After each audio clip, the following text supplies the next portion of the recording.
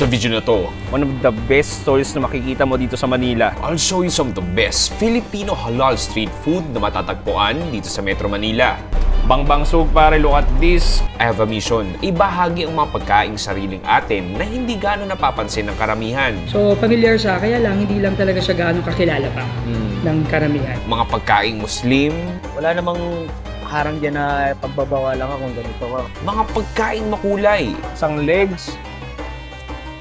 Nice. Mga pagkaing kakaiba, pero sariling atin. Gagawin mo, lalagay mo siya doon sa sabaw ng tiyula. At higit sa lahat, mga pagkaing Filipino. Mula sa rendang, pastil, pianggang, sati, at marami pang iba. Ganito pa talaga karami, like yung serving nung kapag may tausog celebration, ganito talaga. Konti pa to. Konti ba to? Sabay-sabay tayong matakam, magutom, at matuto ng iba't ibang pagkaing Filipino halal. Dito nagsimula, nagbebenta lang sila ng pastil sa backpack nila nung nag-aaral yung may-ari. Handa ka na ba? Tara!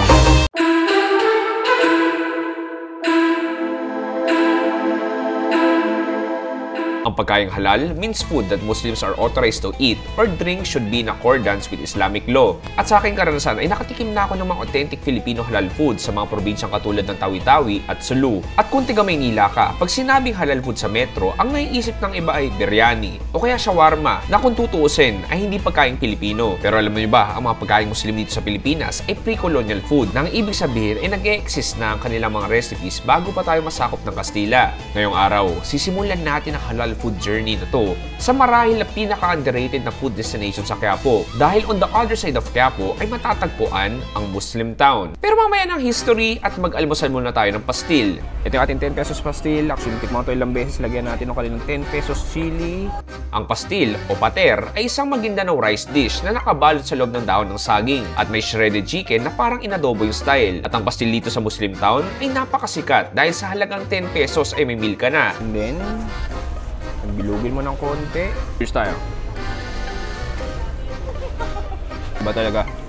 Wala akong plano kainin pero nung kumain si Joyo kanina, natakam ako. It's an amazing 10 peso meal na sobrang packed full of flavor. It's like a 10 peso flavor bomb. Sobrang mag-garlic siya, spicy, and then yung shredded chicken nandun. Kasama mo yung mga ibang kumakain din ng pastil, walang judgment kung nakakailan sila o hindi. At wala na ring barrier kahit anong religion mo, kahit di ka Muslim, pwede ka kumain dito. Isa pa, then proceed tayo sa next food trip.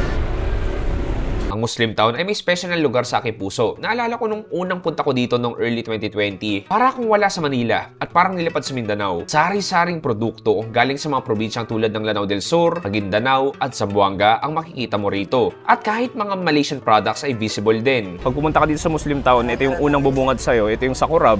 Ito yung pinaka-primary spice nila o ingredient nila. Sabi nila hindi daw sasarap ang isang putahe ng Maranao kung walang sakurab. Sa dalas kong pumunta dito ay parang kapitbahay na ang touring sa akin ng mga ilang residente dito. Katulad ni Kuya Jihar na owner ng isang halal karinderya dito. Marami na rin bang mga kapatid na hindi Muslim ang nakakatikim ng mga pagkain dito sa Muslim town? Oo. Marami na rin. Araw-araw lalo ng mga after school time nila, dito talaga sila pumunta. Paano talagang malalaman talaga ng mga nakakarami. Medyo dumami ang pagkain Muslim at saka kung natitikman nila, mas lalong ulit-ulit nila. Di ko alam bakit hindi gano'n pinupunta itong Muslim town dahil sobrang malaman ang kultura dito at sobrang daming unique street food na pwede mong matikman. Para sa next stop natin, ang paborito kong kainan sa lugar na to, ang kainan ni Tita Inta na nagbebenta ng iba't ibang Maranao dishes. Pero bago yan, mapagkwentuhan muna tayo sa pamangkin ni Tita Inta na si Gary at ang kanyang asawa na si Jihan. Gary, Jihan, assalamualaikum. Pumasok kami sa loob ng napakagandang Masjid Al-Dahab or tinatawag na Golden Mosque. Bakit sa ngayon, underappreciated pa rin yung mga pagkaing halal? Baka siguro dahil sa, yun nga, yung iba, takot pumasok sa Muslim areas, takot silang i-try. Kumbaga, hindi sa pagkain, hindi sila takot sa pagkain. Takot pa rin sa stigma. Ito ang primary reason ng dokumentaryo na to. Ang mahikayat kayong tumikim ng pagkaing Muslim. Pagkaing Pilipino. Isa kang content creator na nanonood ngayon. Ang challenge ko sa'yo, mag-feature ka ng pagkaing halal. Hindi pa nila na ikita yung spotlight ng mismo pagkain nung kaya nilang subukan kasi nga, yun nga, dahil din dun sa parang ang Muslim ganito, yun ang tingin nila. Pero hindi naman lahat, wala namang harang dyan na pagbabawalan ka kung ganito ka. Kaya nga siguro napamahal sa akin yung mga Filipino halal food dahil ang mga pagkain at storya nila ay merong sarap na hindi pa natitikman at hindi nalalaman ng mga Pilipino. At yung mga ganitong klaseng sarap ay dapat hindi tinatago, pagkus, sinisigaw sa buong Pilipinas. Jihan, Gary, medyo naamoy ko na yung rendang ni Tita Inta. Kaya ba hinihintay natin? Tara! Uy, perfect.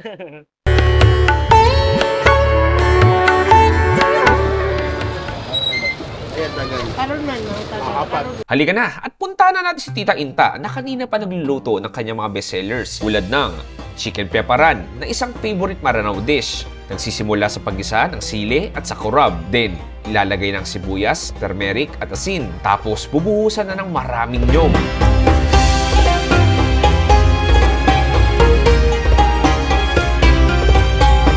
At saka nilagyan ng bell pepper for the garnish. Okay, it's time to eat this lovely, super hot na chicken peparan ni Tita Inta. Look at this, pare. Makikita mo, 25 pesos, pare. Double turmeric rice and then yung chicken peparan natin at sobrang init. So gagawin ko, ang init niya. So kuha ko ng karne. Grabe no, 25 freaking pesos with this great serving. Kuha tayo ng kanin na mainit din, parehas mainit. Parang tong harmony sa bibig ko. Alam mo, all of the spices, yung burnt coconut, tapos nangibabaw, yung parang Maranao sambal nila yung palapa. Medyo mag-garlic siya, spicy, and then ma-coconut. And then yung manok natin sobrang init na malambot.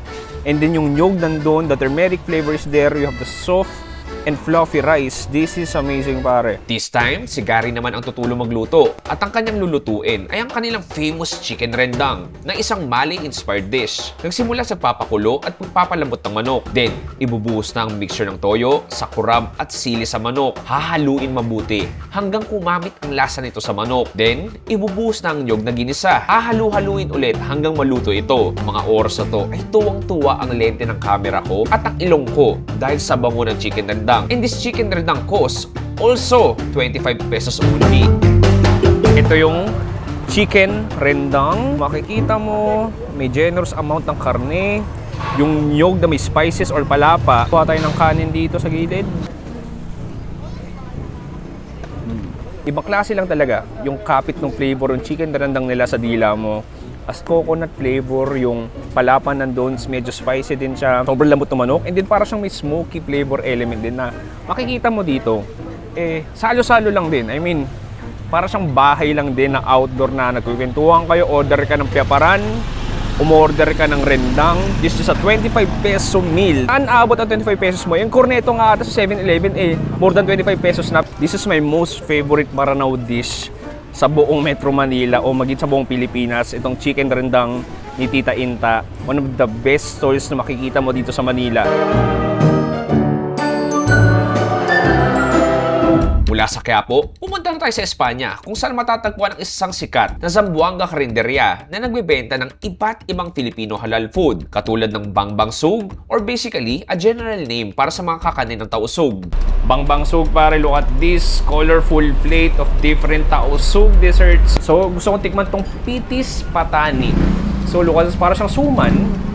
Oh, medyo violet siya. Hindi ko ina-expect na gano'n. And then yun, bubungad sa'yo yung nyog sa loob.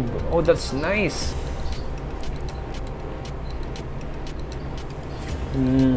It's a sweet dessert flavor bomb sa bibig. In terms of texture, yung labas parang suman lang din. Medyo sticky, chewy, sweet. And then, yung pinaka nagpapalasa is yung feeling na coconut. So basically, parang nag-caramelize na. Yung pinaka like, di ko alam kung burnt coconut siya or what, or ginisang coconut, pero yun yung pinaka nagpapalasa. Beef kurma. So makita mo, akala mo, parang kaldereta lang din siya, no? So kuha tayo ng konti. Parang nga siyang kaldereta. Na mas magata, mas creamy, medyo may spiciness ng konti, and then yung karne natin, sobrang lambot. Panigurado ko itong ulam mo, mapaparami ka ng kanin. Next is Zara's Zamboanga style chicken barbecue with a special and secret red marinade base na nagpapalasa sa manok. Ito yung kanina ko pang minamata. Ito yung kanilang parang Zamboanga style chicken barbecue. Alam mo, pag dumayo ko ng Zamboanga, kaliwat kanan, bukod sa sati, nagbibenta talaga sila ng gantong klaseng colorful, vibrant red na chicken barbecue.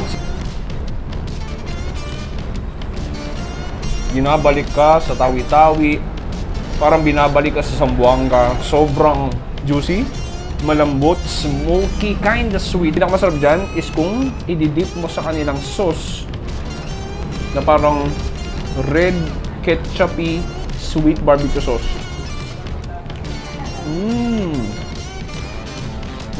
Alam ko parang sweet ketchup lang siya, pero hindi. Parang may konting garlic, manghang, maalat, at may tamis. Kumbaga, it's like an elevated barbecue sauce na hindi basta-basta. Ewan ko kung sa Zaros lang to. Main event is the Mee Goreng, a Malaysian-influenced noodle dish or basically, pancit canton. Start sa paggisa ng sibuyas, bawang, carrots, at hipon. Nilagay ng special ingredient na ketchup mayonnaise or Malaysian sweet soy sauce. Nilagay ng tubig, sile, at gulay. At sa huli, ang egg noodles. Gigisahin mabuti hanggang maluto ang ating Zamboanga style Mee Goreng ng Zaras. Huling pagkain natin, ito yung ating Zamboanga style Mee Goreng. Sobrang init, umuusok pa, bagong luto. Kuha tayo nito. Cheers! Para tong isang paraiso kung saan pagising mo, ang daming rosas na namumulaklak. Para ako tumutula sa Filipino class ko. It's just a nice, savory noodle dish na medyo manghang. Tapos yung Malaysian soy sauce na parang tawag ketchup mayonnaise. May konting, paano ba i-describe? It's like a dark, sweet style. Medyo makukumpara mo sa oyster sauce. Yung nagpapalasa, and then the chewy noodles nandun. Yung gulay nagpapalasa, lahat ng bawang, sibuyas, anghang. Itong noodles na to, yung aayos sa relasyon ninyo. This is just the beauty of what we are doing right now. Di mo akalain na merong ganitong klaseng Zamboanga style food feast, halal food feast sa gitna ng Manila, malapit sa UST ko saan ako nag-aral. At kung estudyante ako, panigurado pag na-discover ko to, pare, wag na tayo mag-siomay, pare, wag na tayo mag-pares, kumain na lang tayo ng Zamboanga food dito sa Zaras. Di kalayuan ang susunod na food trip natin ngayong araw. Dito lamang yan sa Picampa, malapit sa UST. Pupuntahan natin ang isang sikat na tausug karinderya ng pangalan is Sombay. Mula sa iba't ibang tausug na ulam at iba't ibang bangbangsug ang makikita mo dito. Halima, assalamualaikum. Walaikum. Makakasama natin si Miss Halima Jalani, ang owner ng Sombay. At itinayo niya daw ito para ma-represent ang mga pagkaing tausug na makukulay at masasarap. Ma'am, anong tawag dito sa kabundok ng iba't ibang tausug food na sarap natin? Maraming tawag dito. Pero ang tawag namin dito sa Sombay, dulang. Ang dulang, tuwing kailan kinakain niya? Ang dulang, usually pag occasion. Ito, ang dulang, is a set of food served on the traditional celebrations in Sulu in neighboring islands. Usually, inahanda ito sa mga kasal, graduations, or any Muslim celebrations. Ganito pa talaga karami like yung serving nung kapag may tausug celebration? Ganito talaga? Konti pa to. Konti ba to? Sa ngayon, ang dulang na nasa aking harapan, may iba't ibang tausug ulam at pipili ka lang kung anong gusto mo. Ang konsepto nito ay parang na-experience ko sa Jakarta, Indonesia kung saan may nakalatag na iba't ibang ulam tapos pipili ka lang kung anong gusto mo. May dalawang klase tayo dito ng platter. Ano pong pagkakaiba po nito? Ang difference nila, this one, everyday, pwede niyong i-avail yan. Ito naman, siya yung dulang na usually sa wedding sineserve. This is the simplest form. No? Para tong ito yung premium, ito yung regular. Medyo na-overwhelm ako kung anong uunahin dahil parang bata ngayon na ang daming laruan na binigay sa akin. Hindi ko alam kung ano yung uunahin ko. Cheers! This is good luck. Basically, para siyang tempura lang din. You have the crispy batter and then sobrang meaty inside. Meron dito akong atay ng baka. Gusto ko tumikim ng isa. Okay. Ito may konting parang solidify siya. Parang kumakain ng solid tofu. Hindi na ako nagpapanalo doon. Yung parang really like gata flavor niya. Actually, hindi ko yun na-expect. Makakita ko ng gantong klaseng platter of tausug food dito sa Maynila. Parang medyo bihira. Siguro, kailangan ko pumunta ng isang sosyaling halal restaurant. Pero isipin mo, malapit sa Uste, sa gitna ng Maynila, makita ang gantong variety ng pagkain. At ang main star ng dulang na ito ay ang one whole chicken pianggang na pinalasahan ng turmeric, luya, asin at sibuyas at special ingredient ng burnt coconut or locally called pamapaitum. Ito'y isang special tausog ingredient na nagpapalasa dito. Binibase ito time to time para malasa ang lahat ng parte. Then, iihawi itong mabuti para maluto ang buong manok. Bukod sa napakalaking one whole chicken pianggang, yung ilalim niyan is, paano ba ito kamay na? Ay, sige po. You'll eat one. Yup. So pare, pakita ko sa inyo. Look at that. Ito yung turmeric rice. Isang legs. Nice.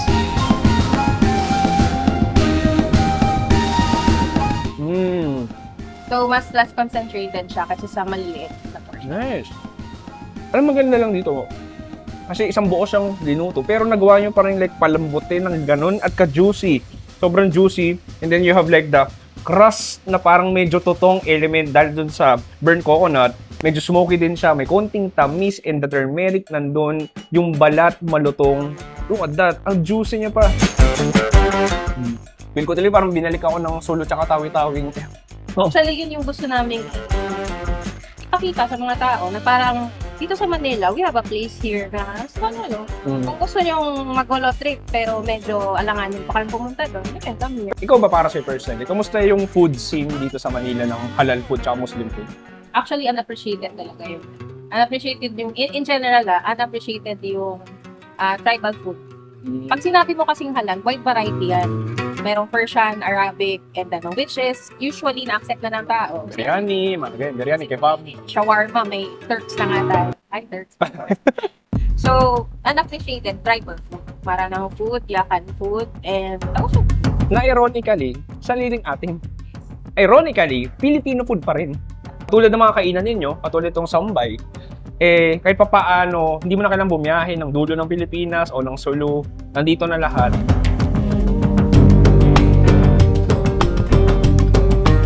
Abangan sa part 2 ng ating Manila Filipino Halal Food Tour. So, truly Filipino.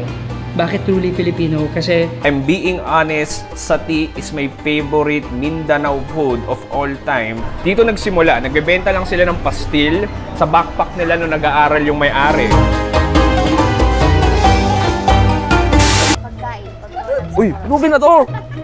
Kasama ko sa behind the scenes yun, ha? Gary Jihan no? Isa pa. Ano yun, nagkabaligtad? Rahim, binabato ko ni Rahim ng tsinelas dito sa Muslim Town. Mapaparami ka ng bigas o kanin. Bigas, di pa luto. Diba? Uy, wag!